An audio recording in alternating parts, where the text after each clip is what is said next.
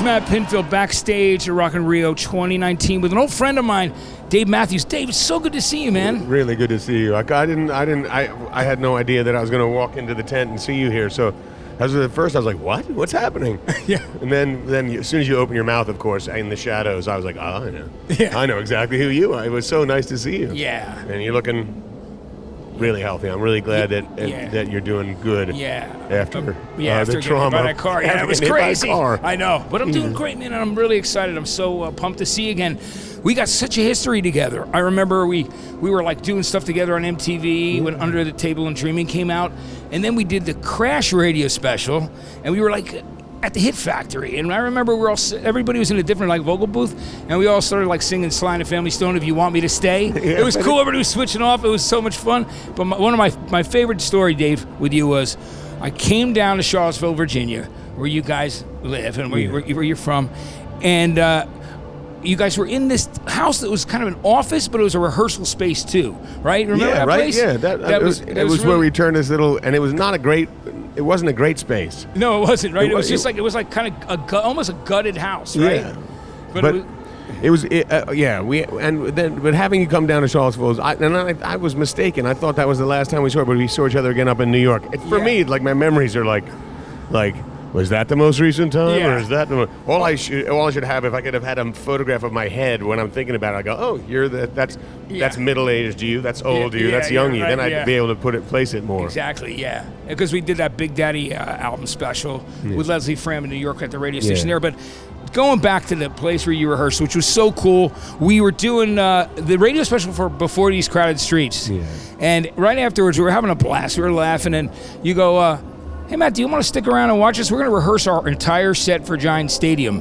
And literally, we were on a couch like this, right in front of you, me and this guy, Mark, and we just sat there, and I watched you do your entire set. It was mind-blowing. You go, what do you want to hear? I'm like, typical situation. It was like, it was so cool you did it for me, and I mean, how many times have I seen you since then, like live? But it's so great to have you down here at Rock in Rio, Dave. I'm very excited to be down here. This was the first time we played here in 2001, and the last time. Yeah.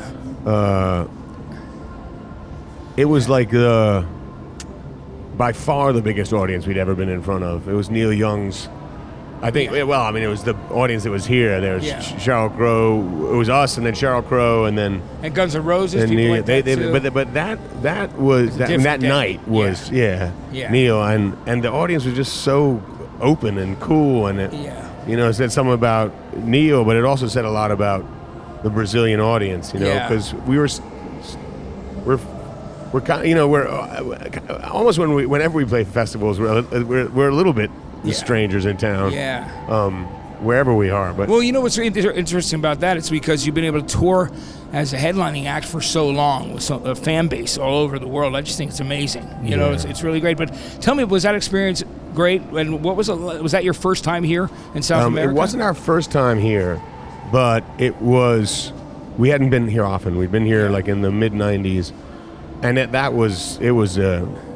was definitely eye-opening. It was, like I said, it was the biggest crowd we'd ever played to, and it just, it kind of awed us. And then how they it took them maybe a song, but then they're in for the fun of it, right? They were like, fuck it, this is good enough for us to have a good time, and that sense of down here, it's a really musical audience. It's funny when we tour Europe. The audience is great in Europe.